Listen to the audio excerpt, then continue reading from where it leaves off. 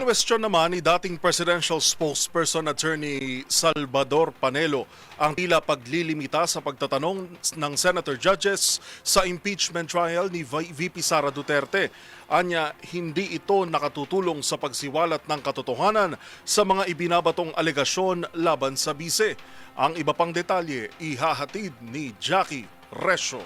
Hindi dapat nililimitahan ang oras at pagtatanong ng senator judges sa impeachment trial. Sa panayam sa damdaming bayan sa DZRH, kwestiyon ng dating presidential spokesperson ni President Rodrigo Duterte na si Attorney Salvador Panelo ang paglimita ng presiding officer na si Chis Escudero sa pagtatanong ng judges. Giit ni Panelo, hindi masisiwalat ang katotohanan kung lilimitahan ang mga senator judge na suriin ang ebidensya at kwestiyonin ng mga testigo. Pinapakita lamang din anya nito ang bias o inklinasyon ni Escudero sa impeachment trial. Kahit sa loob ng hukumang totoong hukuman, nangyayari yan.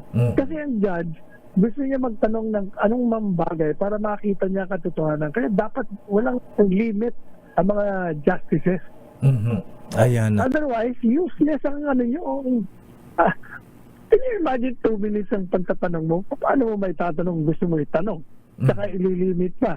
Hindi ka pa pwede magtanong. Samantala, kinatsawan naman ni Panelo ang prosecution sa anyay grandstanding sa paglilitis. Sabi ng dating presidential spokesperson, tigilan na dapat ng prosecution team ang pagtatalumpati at hayaan ang ebidensya ang magpatunay sa legitimacy ng mga impeachment complaint laban sa pangalawang Pangulo. So hindi At ka... mga alam mo, pag pinayagan mo na mag-i-speech ka dyan, sinisira mo ang integridad ng proceeding.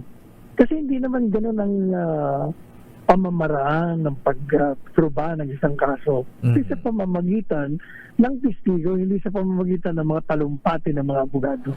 Para sa MBC TV Network News, ito si Jackie Resho ng DZRH, una sa Pilipinas, una sa Pilipino.